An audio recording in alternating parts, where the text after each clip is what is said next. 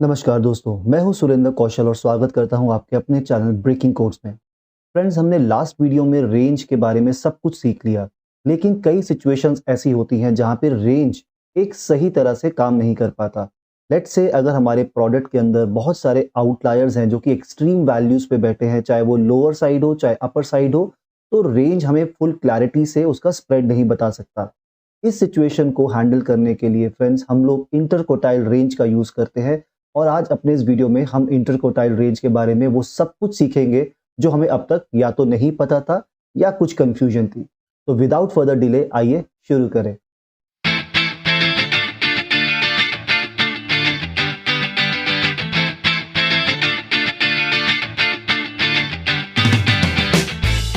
नमस्कार दोस्तों, हमने अपने पुराने वीडियोस में रेंज के बारे में अच्छे से समझ लिया है और आज का जो वीडियो है वो है इंटरकोटाइल रेंज के बारे में। फ्रेंड, डिस्पर्जन की सेकंड टेक्निक के बारे में हम आज बात करने वाले हैं जो कि है इंटरकोटाइल रेंज यानी कि आईक्यूआर। आईक्यूआर या इंटरकोटाइल रेंज को समझने के लिए ये जानना जरूरी है कि इसकी जरूरत क्यों पड़ती है। फ्रेंड्स, रेंज जो है वो मैक्सिमम और मिनिमम वैल्यू को कंसिडर करके डेटा के स्प्रेड को बताती है। लेकिन कई बार ऐसी सिचुएशंस होती हैं जहां पे हमारे डेटा की एक्सट्रीम वैल्यू में आउटलायर्स होते हैं, यानी कि वो जो मैक्सिमम और मिनिमम वैल्यू पे जो इंफॉर्मेशन है वो बहुत ज़्यादा एक्सट्रीम लेवल पे है, यानी कि वो पूरे डेटा को जस्टिफाई नहीं करती।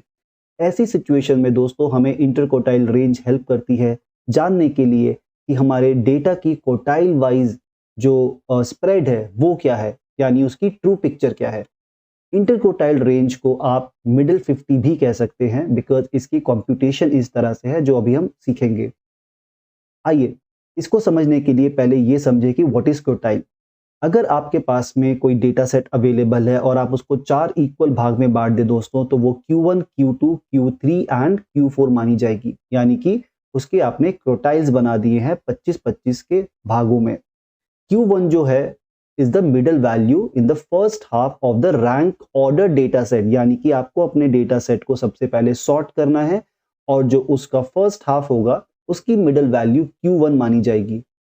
Q2 जो होती है दोस्तों वो एक सॉर्टेड डेटा की मिडल वैल्यू या फिर मीडियन आप कह सकते हैं, 50th पार्ट भी हो सकता है।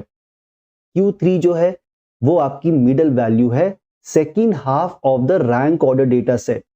इसको समझने के लिए आगे अगली स्लाइड पे हम एग्जाम्पल से समझेंगे। अभी आप ये जान लीजिए कि IQR यानी इंटरकोटाइल रेंज का फॉर्मूला क्या है। इंटरकोटाइल रेंज को आप कंप्यूट करने के लिए क्वार्टर क्योटाइल 3 से क्योटाइल 1 को जब आप सब्ट्रैक्ट करेंगे, यानी Q3 माइनस Q1, जो वैल्यू आपको मिलेगी दोस्तों that will be called as the IQR value of that data set. Example के लिए हमने यहाँ पे स्टूडेंट्स के स्कोर को कंसिडर किया है। हमारे पास लगभग 12 स्टूडेंट्स हैं जिनके आउट ऑफ 100 हमें स्कोर्स उनके ऊपर दिख रहे हैं, विच इज लाइक 50, 60, 80। ये रैंडम डेटा सेट है। सबसे पहला स्टेप IQR जानने के लिए आपको इस डेटा को सॉर्ट करना पड़ेगा इन एन ऑर्डर। उसके बाद सेकंड जो स्टेप है दोस्तों वो है टू फाइंड द मीडियन, यानी कि 50th वैल्यू। उसके बाद आपको अपने डेटा सेट को दो भागों में डिवाइड करना है, which is above the median and lower the median, और आप उसको ब्रैकेट में कवर कर सकते हैं। ये करने के बाद जब आप Q1 और Q3 को आइडेंटिफाई कर लेंगे, तब आपको सिर्फ ये करना है कि अपने Q1 को सब्ट्रैक्ट करना है Q3 से टू फाइंड द इंटरकोटाइल रेंज। अगर कोई भी कंफ्यूजन हो रही है दोस्तों तो आप रिलैक्स रहें, अगली स्लाइड में ये सब बिल्कुल ही तरीके से आपको क्लैरिटी के साथ समझ में आ जाएगा। देखिए, हमारे पास जो डेटा सेट पहले रैंडम था, हमने सबसे पहले उसको सॉर्ट कर दिया, which is lowest to highest. यानी लेफ्ट में आप 50, 60, 64 देख सकते हैं और हाईएस्ट आप जैसे आप राइट साइड में जा रहे हैं, the values are increasing and the largest value और the maximum value of the data set is 93।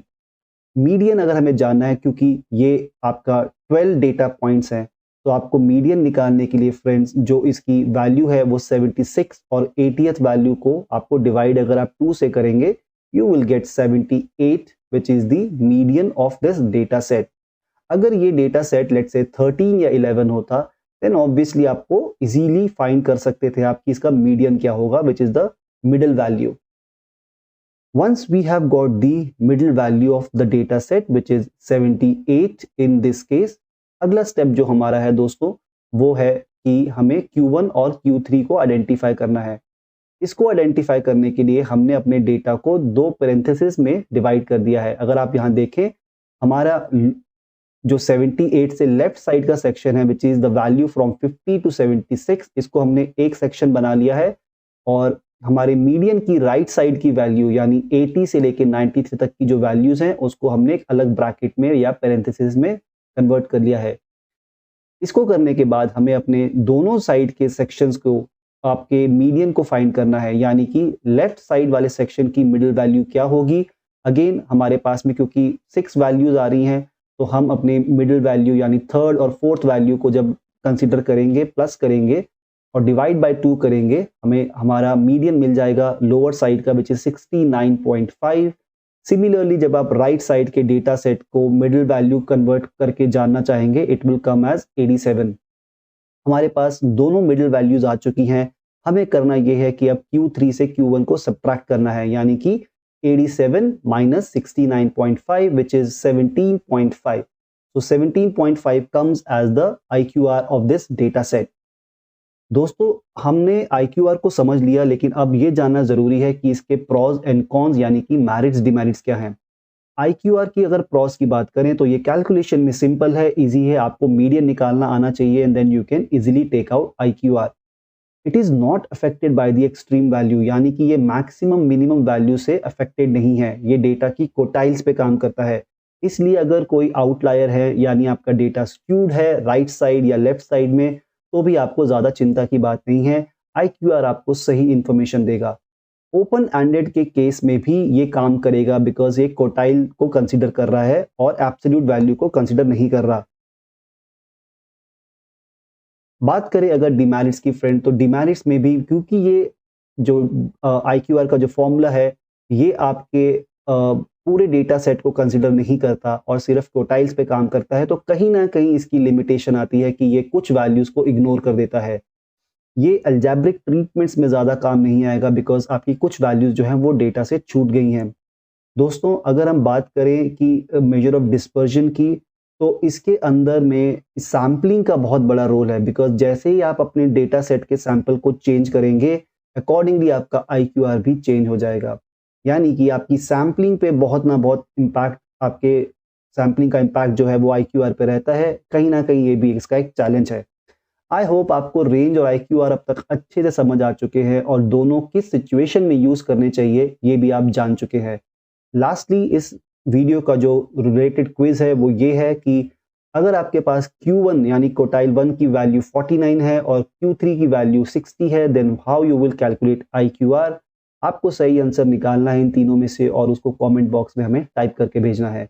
दोस्तों, अगला जो वीडियो आने वाला है वो है वेरिएंस और स्टैंडर्ड डेविएशन का, इसलिए इस वीडियो और इस चैनल को लाइक करके रखें, शेयर करें और सब्सक्राइब करें।